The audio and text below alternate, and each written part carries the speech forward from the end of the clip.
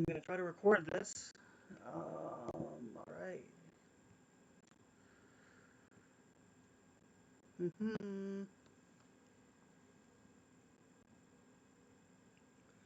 I guess we up early tonight. Okay, let's see. So, there's a lot of stuff that I kind of wanted to talk about, tonight. Um, Probably should have set some of it up a little bit better than I did, but whoever decides to join, hi, I'm Arachnoid. You are on the Arachnoid channel right now. And I cover a bunch of different stuff. I'm going to be trying to. I cover politics, but I'm going to also be trying to cover more like horror media, different stuff that I enjoy. Some video games, like I'm going to probably be playing into the Gungeon later on tonight. But I have a lot of really good news tonight. So I decided that I wanted to do a surprise late night stream to kind of get you guys caught up on some of the really great news. So, does anybody here watch Sesame Street? I'm sure everybody in the audience watches tons of Sesame Street because it's made for anybody over the age of 18. Famously mature content, famously gory Sesame Street. Um, that's right. That's right. You can't watch Elmo's World unless you've got that. You have to click the above 18 box to check off. But um, funnily enough, I don't know if everybody knows this, but Sesame Street is kind of a global thing now. And I don't know how many countries do Sesame Street, but Germany does Sesame Street. And I want to give you guys news on what is probably the very first disabled Muppet.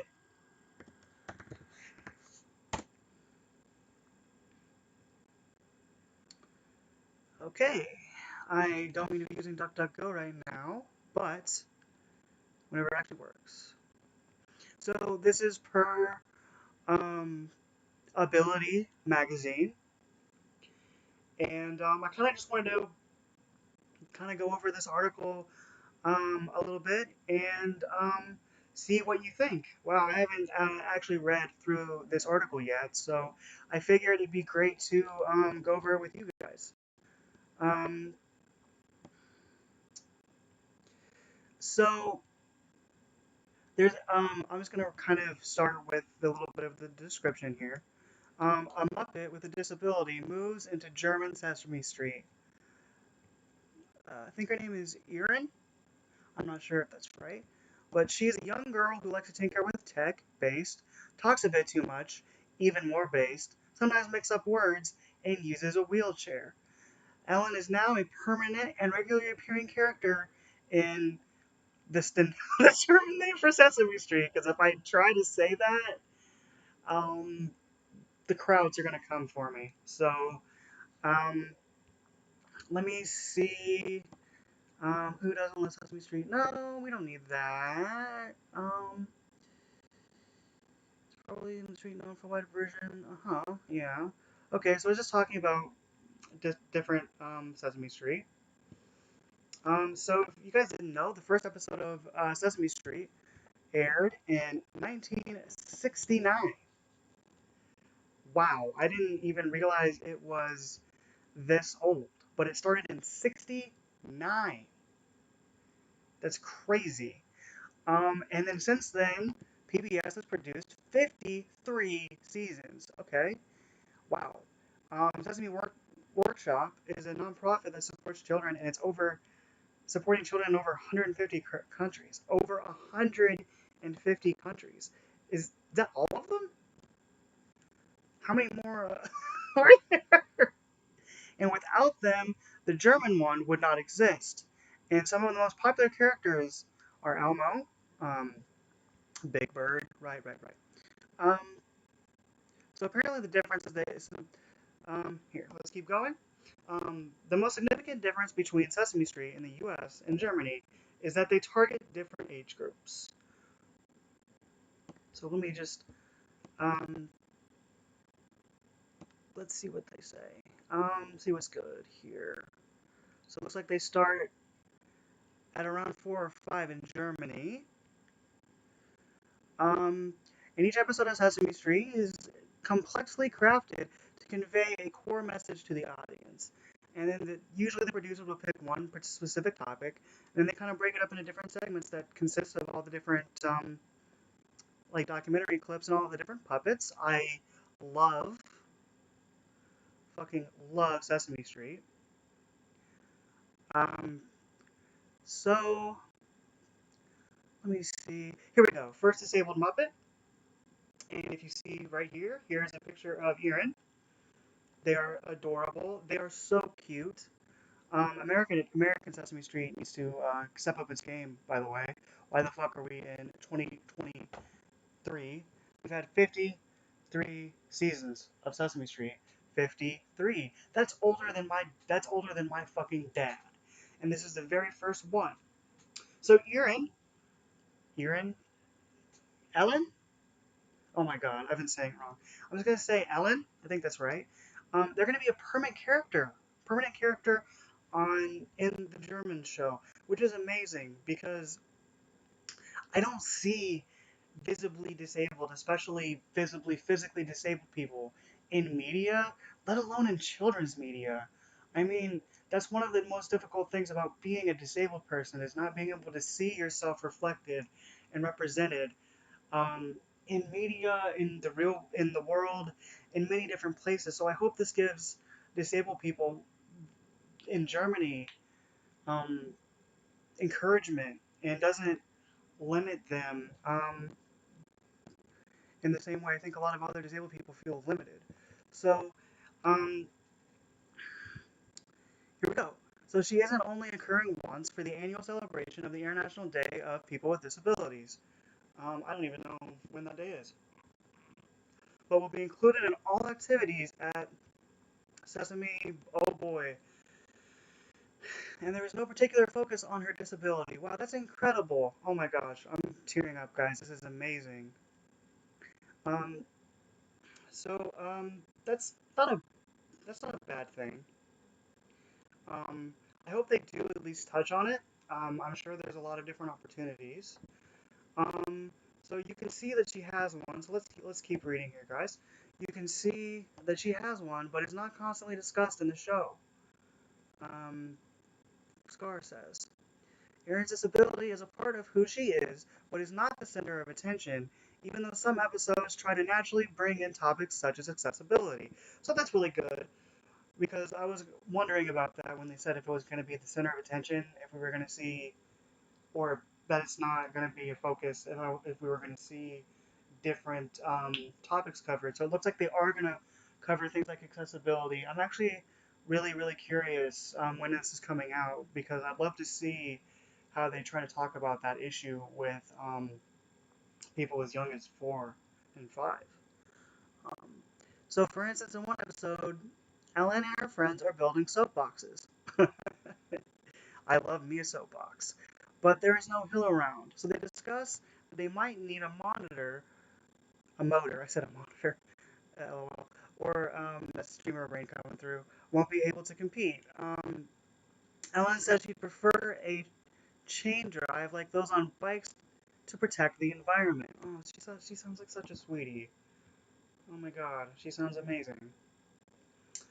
Um, where was I at? Her friends agree. However, they all stare at Ellen, questioning how she would ride a bike since she cannot pedal with her legs. Here we go. Here we go. Finally, they realize even though Ellen cannot ride a regular bike, she can certainly use a hand bike. So, yeah, this goes along with accessibility because there's a lot of different options for people with disabilities. Let me give you a more personal example before we move forward.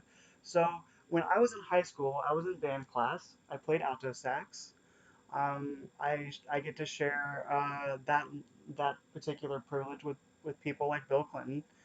Um, terrible. But life goes on. I went to Breckenridge, which is a really well-known ski resort, I think, a play in Colorado.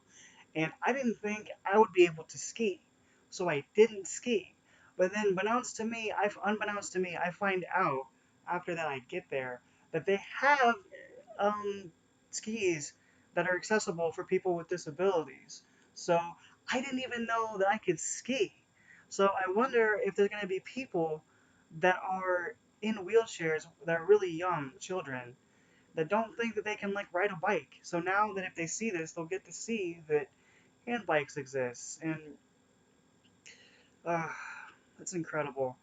I love the Muppets so much, y'all. I can't even describe to you how much I love the Muppets. So anyway, her disability is casually mentioned in that context, but then everyone moves to build their soapboxes for the competition, and Ellen gets one with a hand drive.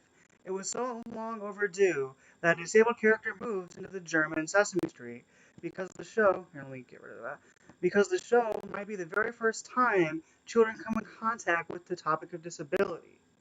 Yeah, and that's huge. And then they're going to be. I would imagine if they're going to be following the normal themes of Sesame Street, they're going to be doing a good job of showing appropriate ways to be able to humanize them and show that they're just like everyone else in a lot of different ways. And then we want to present it in a potential oriented, positive, but non-inspirational. See, that's a big one. See, right here, this is a really big one.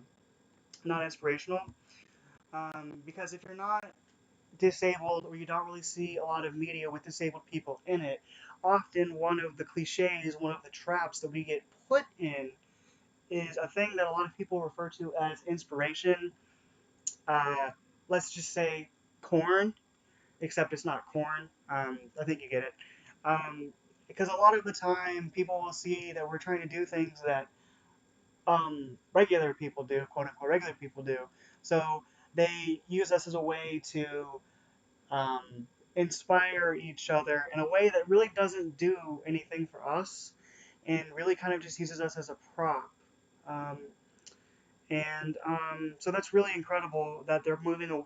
They're doing what they're cognizant of the trap, and they're going to not do it in an inspirational way, but they're going to do solution oriented, pragmatic, and unemotional way. Scar states.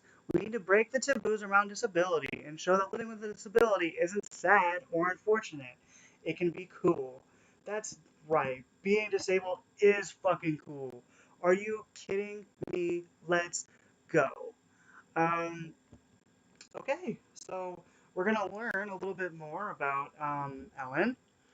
And another thing that they touched on really quick was that a lot of times people want to give us pity or look down at us and feel bad because they think that there's something fundamentally broken with us because we're being compared to able-bodied people, to neurotypical people, um, non-chronically ill people. So then in that comparison, we are seen as lacking. So it's sad. But when we're being compared to ourselves within our own communities, then there isn't anything to be sad about because we are the starting point. Um, and I think that's really important. So let's get back to learning a little bit more about Ellen, who so far is so cute. I love her so much, guys. Like, seriously, just look at her. Like, just look at this. Look at this. Ellen is just sitting there, or however you say her name. Feel free to correct me, Germans. Um, she's just sitting there with Cookie Monster, looking all cute. Being all cute. Isn't she adorable? Oh my god. Heart is so full. It's amazing. Okay, so let's learn more about Ellen. And I'm not sure if I want to read the entire article, but I will um, make sure to do my best. Here is pup, the puppeter, or how you say puppetry, Iris, German last name. Don't make me pronounce it because I refuse. Um, Ellen is Elmo's best friend. Oh, this is so cute. I'm doing my best not to just start crying happy tears right now. She loves technology because she's awesome, and everything that has to do with science, technology, engineering, and math. Shit, she might be building herself some robotics, baby. She's a bit cheeky and sometimes thinks too fast, so she cannot find the right words. I didn't know I was being turned into a Muppet. Ellen loves to tinker, which is unfortunate for her parents because she lost one wheel of her wheelchair. That's really funny. But she promised to never do that again.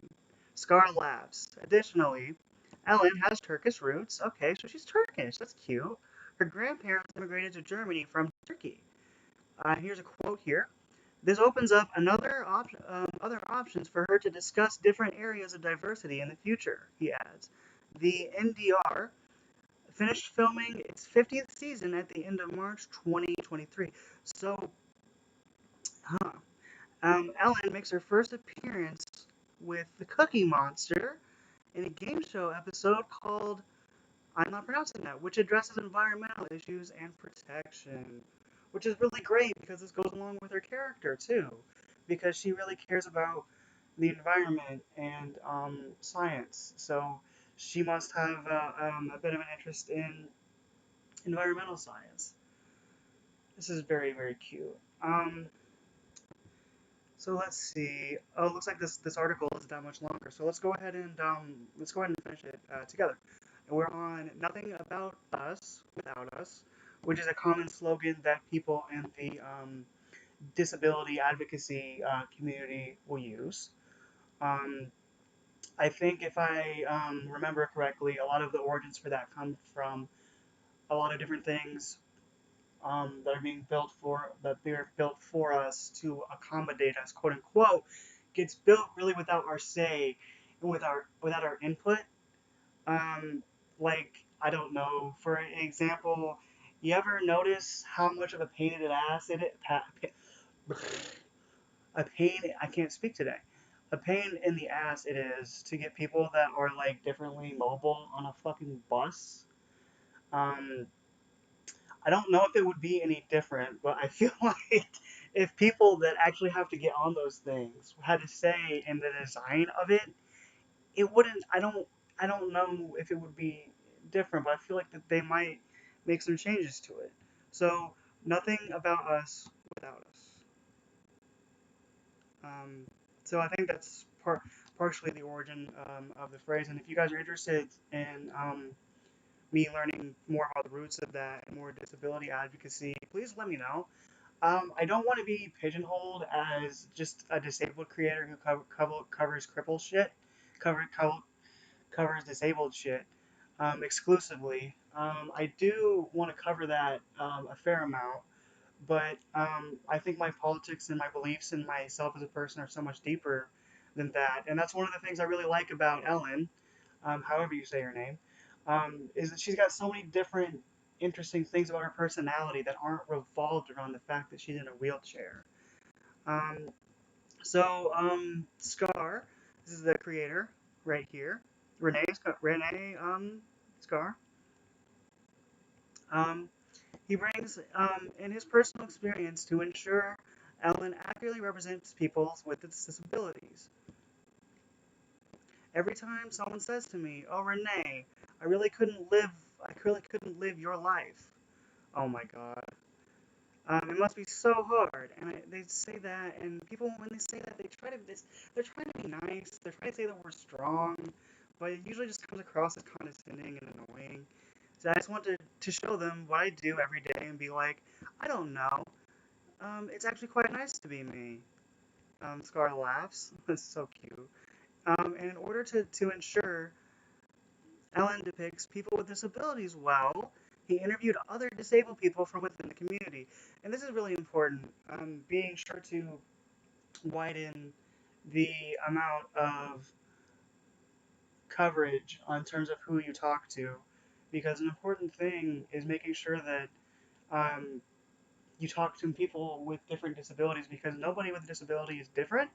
And I think that's why there are a lot of content creators out there that don't cover disability and ableism and things like that, because it's very complicated. It's very different. Like, so, for example, I have cerebral palsy, and what my cerebral palsy looks like could be vast. It could be and is vastly different from other people who have cerebral palsy. So it's good that he's talking to the community here.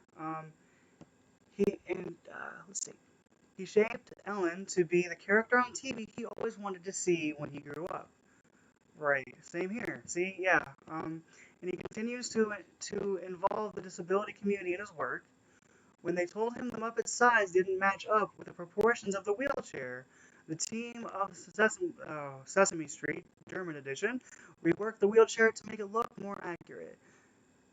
To be fair, it's also a matter of functionability, because a puppeteer has to sit between the wheels to direct Alan's movement and expressions. Yup, Scar goes gives in behind the scene insight. Once the first episode was written, Scar received the script and again reconnected with all advocates all over Germany to ask whether the storyline was plausible and authentic. I wonder if this has aired yet. Let's see if this aired. First disabled Muppet. The worst way to search it? Air date. Probably want to put air date. Gosh. Why do I have DuckDuckGo? It's so fucking slow. Um, um, yeah. Yep. April 1st. So this is back in April. I wonder how long, starting next week. So how old is that? That's from 2022? Okay. I have no idea. Is that how old this is? I have no idea.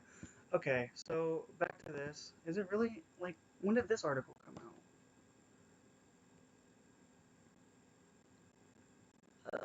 Does it say? May 2023. Okay, so that's what I thought. Um, okay. So this is just talking about diversity and inclusion, so I don't really think that we need to cover that. But yeah, so as you guys can see here, um, oh my god, I'm sorry about that, guys. My mic just fell. Um, but here's Ellen. She's gonna be on German Sesame Street, and I'm glad you guys decided to tune in to my channel and to my content, and I'll see you guys in the next one. Okay, we did it. Let me readjust my mic here. God, guys, this is so fucking scuffed. Let me see. Yeah, we live. We live for no viewers, baby. We doing it though. We're doing it. Let me Let me just leave. I'll leave this up for a little bit. I'm gonna check to see if there's any other segments that I want to do. Don't have any viewers right now.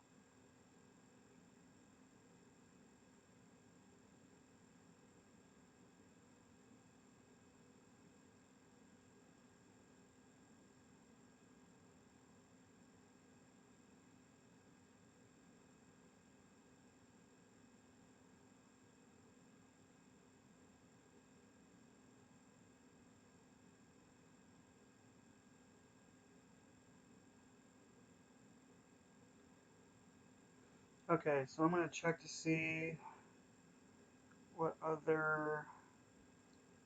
Can I actually go to my reading list? Let's see. Cause I had stuff on my reading list.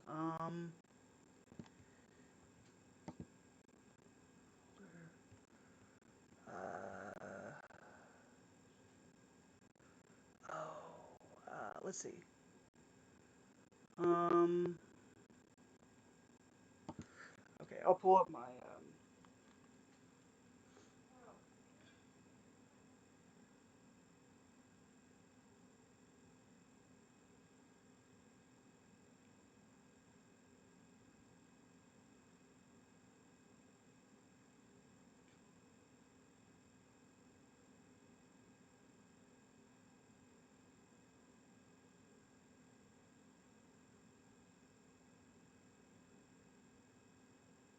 Okay, let me see.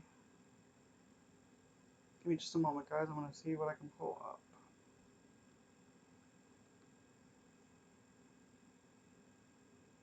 Mm, how do I pull up my save? Sorry, y'all. Okay.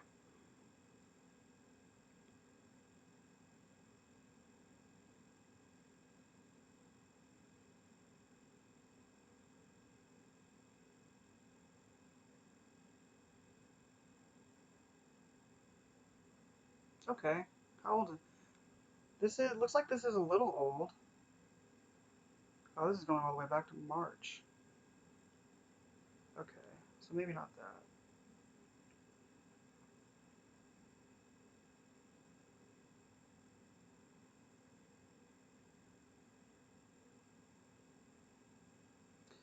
So this is a little bit old. This goes back to May, but let me pull it. Let me pull up the article here. Um,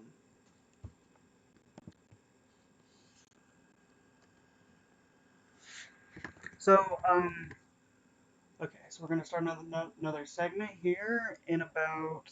Let me pull up the article here. Tonight show and late show pay during strike variety.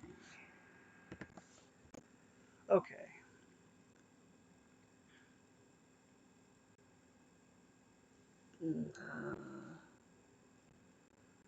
Okay, I was trying to pull up a variety article, but NPR is fine.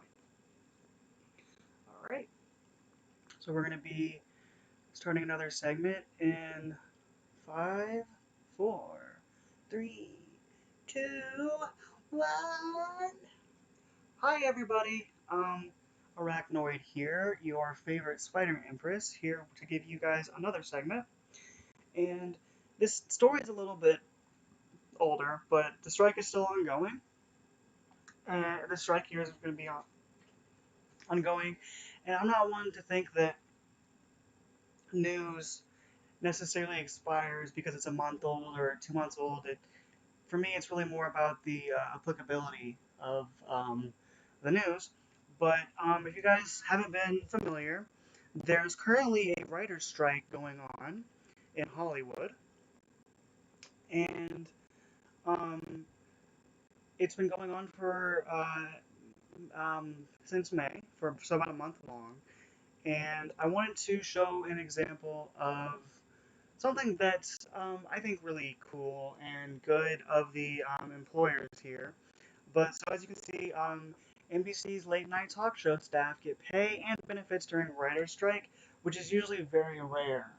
It's a really rare thing because usually businesses want to punish striking workers because to them they want more pay, and more pay means slimmer profit margins, and slimmer profit margins is like the evilest shit to a capitalist, especially the one making the money. So let's kind of go over this real quick.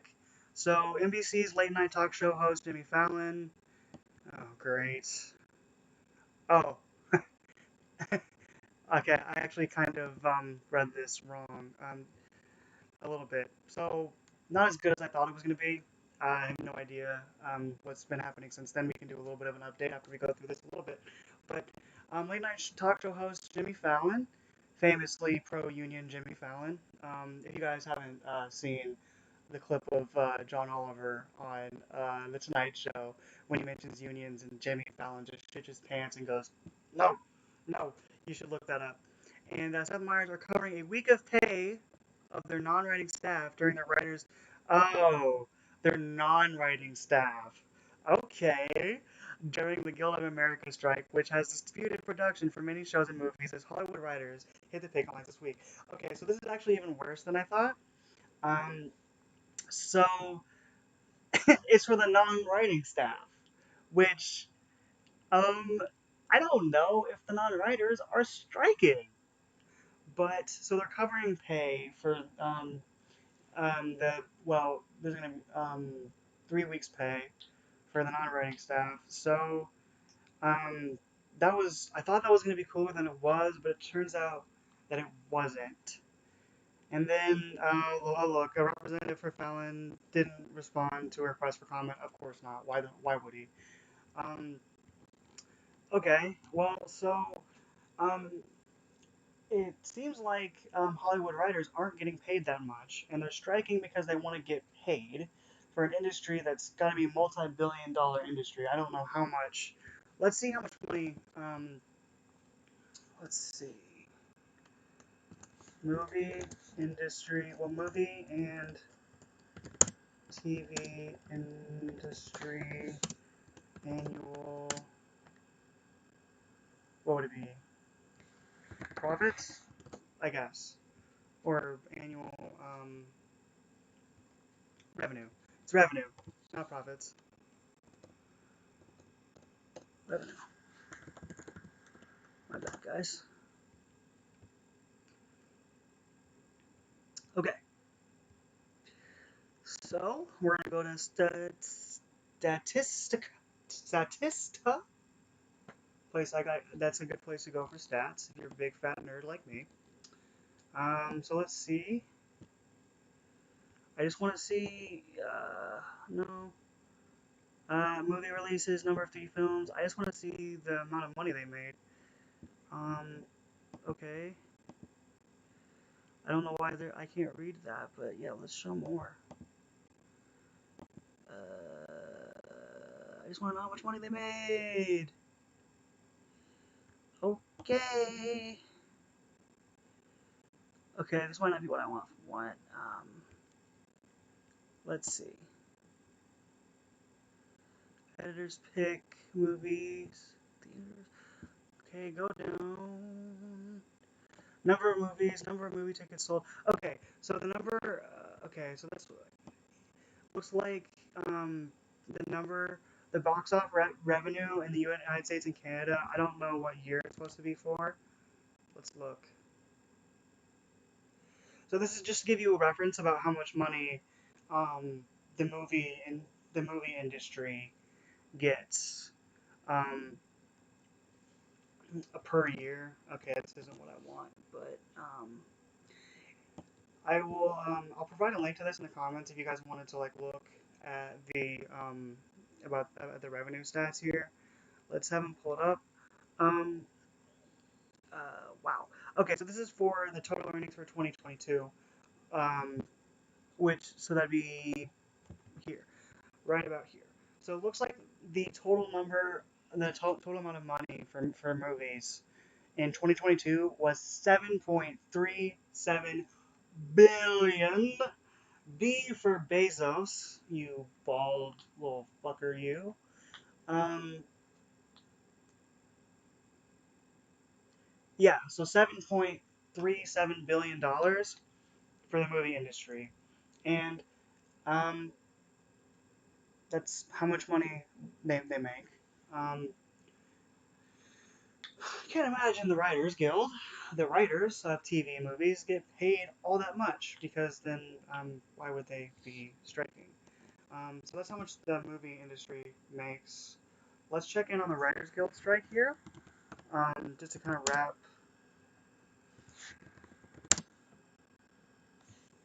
things up for this segment.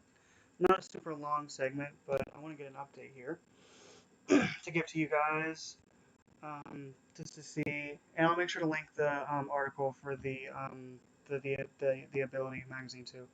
So let's see, as of 5 hours ago from deadline, um, writer's strike officials hint they may not call a strike. Okay, so let's look at So it looks like the strike here is since about 5 hours ago.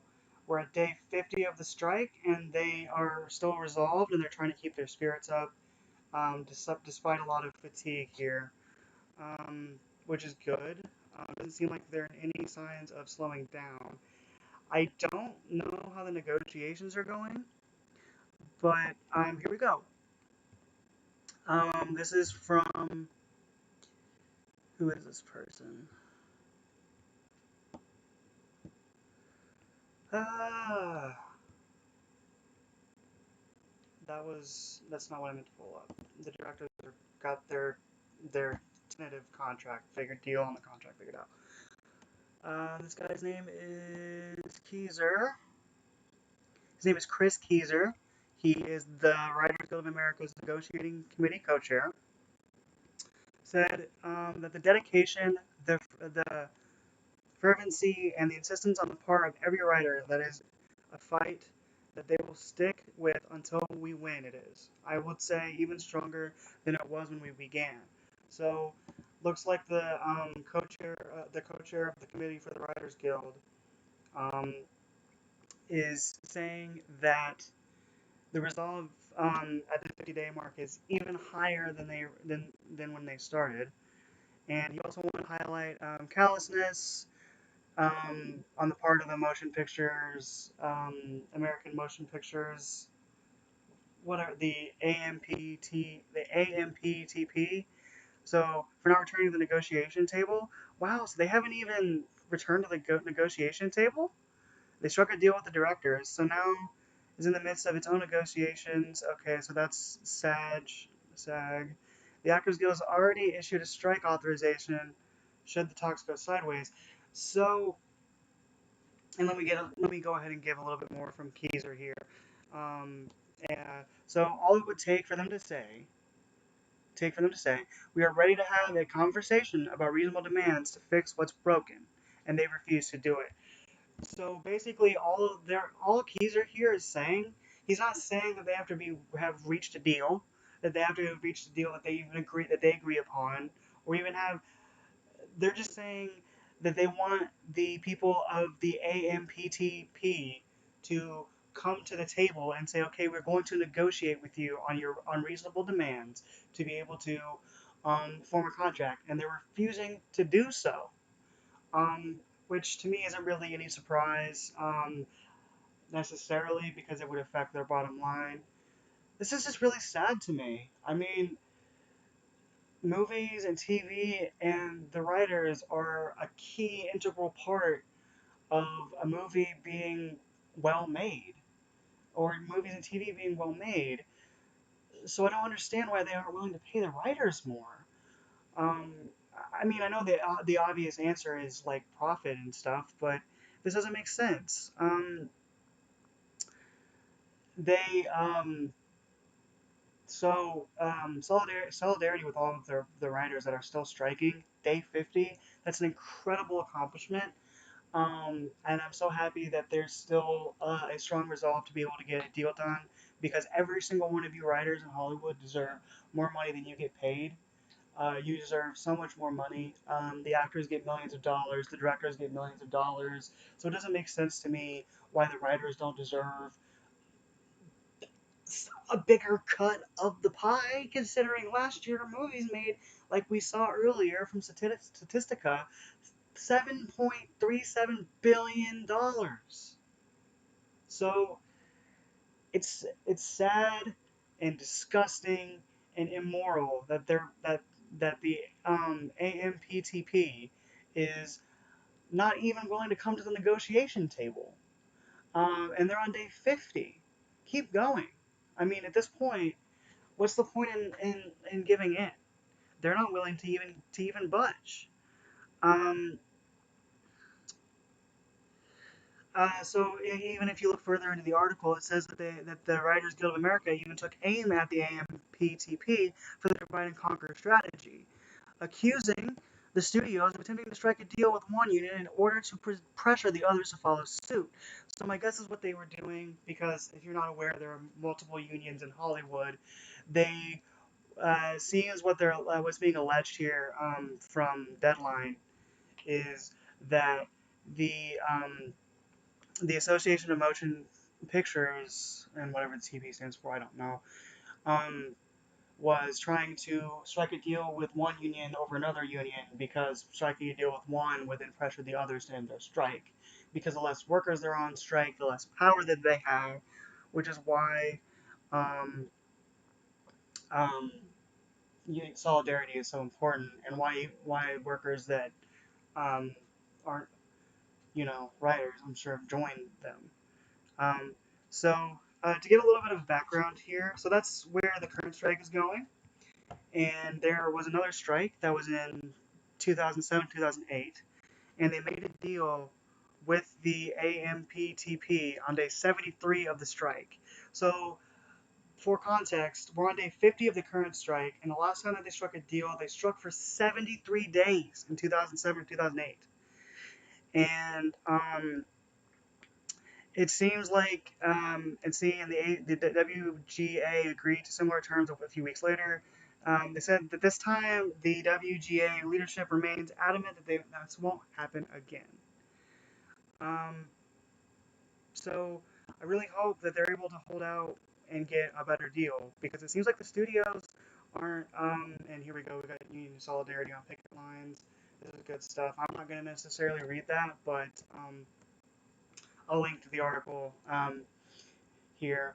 But yeah, it seems like the studios are just being greedy and they don't want to pay the writers. When if you don't have a writer, you don't have a movie. I mean, there are some directors that are a writer-director combo, but same with the actors. But that doesn't mean that like writers aren't just as important as an actor.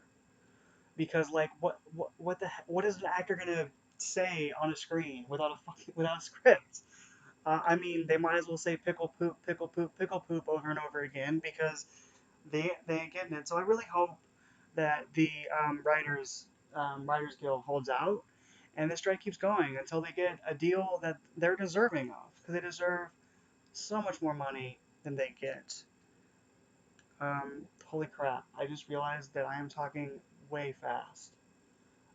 So yeah, seems like that that the Motion Picture Association should be coming to the table to just start negotiations because they're refusing to negotiate. Um, Honestly, at this point, I would be perfectly okay with them continuing to strike and to disrupt the entire process, disrupt it. Because once they don't have writers, hopefully that they're going to see that, oh, well, we can't do this without the writers. I, I hope they keep going because I would love to see the movies that people that don't write come up with or the different TV shows that they come up with. Anyway, speaking of pickle poop, if y'all are hungry for some TV or movie properties, I'm willing to sell you pickle poop. It's see what it is.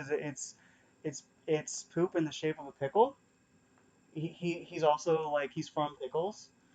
So if you guys are out of ideas and you um, need a mascot or a new movie franchise, I would imagine pickle poop is free.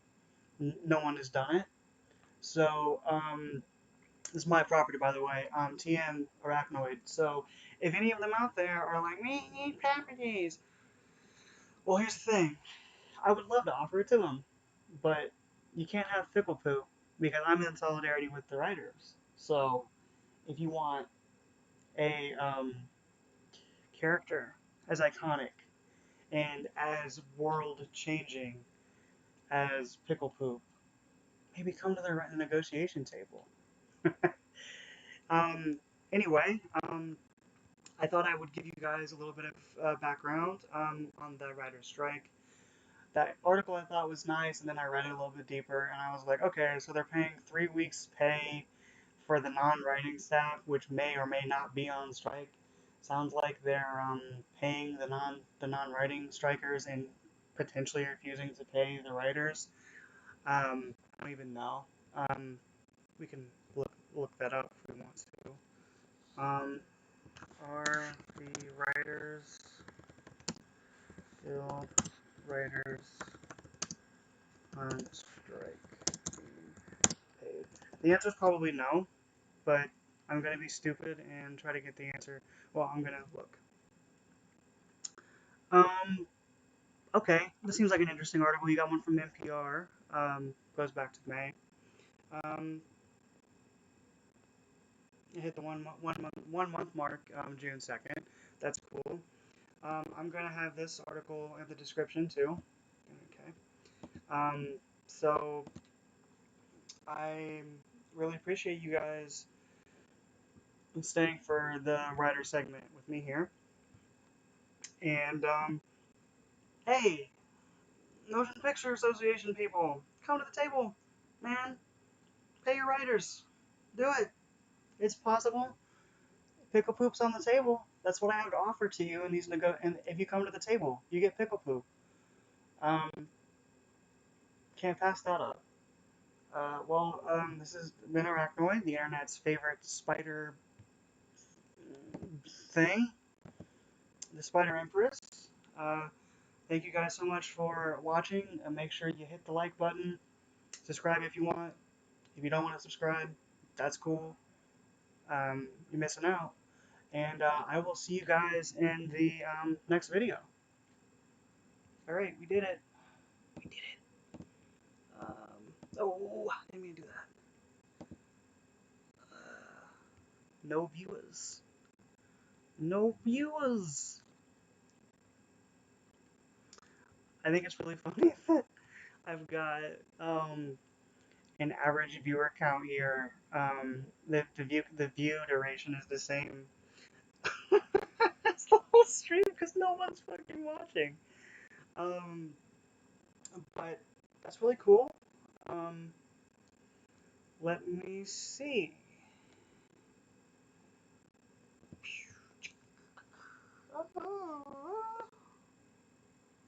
See if I got anything else that I wanted to cover.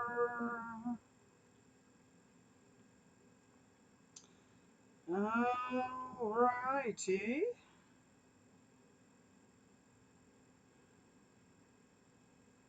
Let's see. Okay, so I want to do one more little positive news segment, and then I think I'm going to go ahead and wrap up.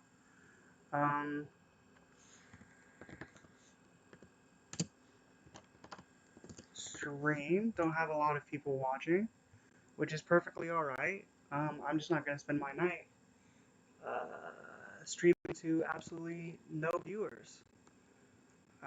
Alright, so here we go.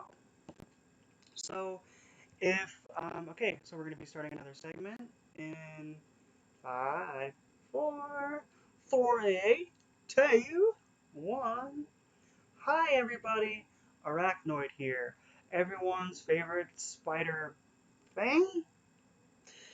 I wanted to cover something that was really cool and interesting, inspirational news from yesterday. It's a local station.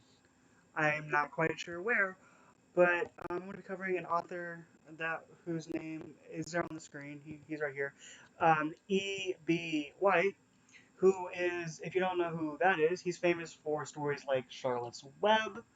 You know, the story about the pig, you get it.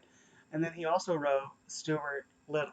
So if you're a struggling writer out there, um, here's a good story for you. Looks like the writer of Charlotte's Web and Stuart Little fame, he was fired from the Seattle Times exactly 100 years ago. Let's see. So yeah, before he wrote those books, he worked a Metro desk at Seattle Times, and he got fired on June 9th, 1923, and he was only 24. Oh, I see. Um, and he worked with other news organizations, I guess. Huh. He asked his editor how he could get past writer's block. His editor thought for a few moments and said, "Just say the words." Oh my god. Apparently he spent his time studying girls. That's so based. Swimming alone at night in the canal that connects Lake Union to Lake Washington. He would stay up until he would stay up until 2 or 3 in the morning. So this dude is over here in Seattle, and he's like, you know, news are cool, but girls are hot. So I'm gonna do that, and then we just stay up until 2 or 3. Oh my god, I wonder how Lady would be. That's hilarious. So apparently he went back to New York City eventually. Yada yada yada. Oh my god, that's so funny. So base, E.B. White over here like, wait for the Seattle Times. The Seattle Times. Why would I do that? I can spend my time chasing girls and swimming in the canal. So, if you guys need to know how to get past writer's block, you can just listen to his editor at the Seattle Times. You just say the words. You know the ones that you can't come up with? You say them. You just say them out loud.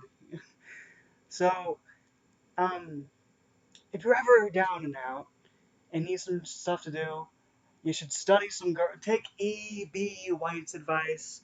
Study girls, run around, swimming. Well, if you don't have a canal, go swimming, live your life. Cause these fucking, I like how I'm talking about newspapers like there's not like just 5 of them left, just screaming into the fucking void that is the internet for people to click their articles. But yeah, do that, man. Live some fucking life, cause who knows? You might end up writing the next Charlotte's Web, or Stuart Little. But yeah, just wanted to cover that really quick. And I think that's all I'm going to really want to cover today. Oh man, not quite at an hour. Do we wait? Do we wait until I get to an hour?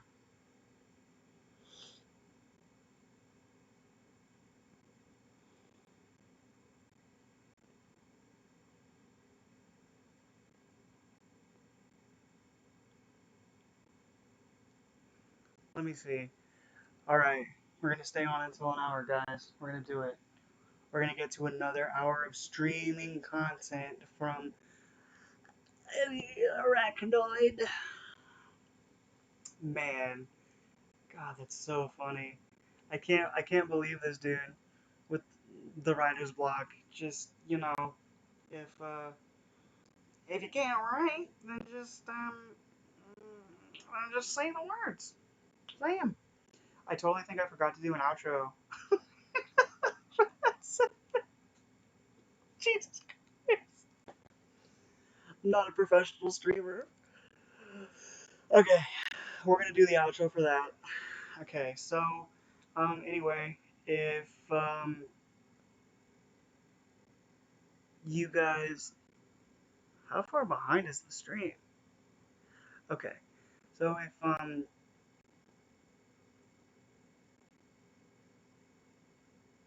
what? Okay, I don't know. Um, shit. Sorry. So if you guys like that content, please check out the rest of my channel. I've got a bunch of other videos. I'm gonna be trying to stream more frequently. Let me know what kind of content you guys want to see from me. And this has been another video from Arachnoid, um, everyone's favorite internet spider thingy, person, being, make figment of your imagination. And I will see you guys in the next video, okay? And you guys have a wonderful day. We did it. We did it.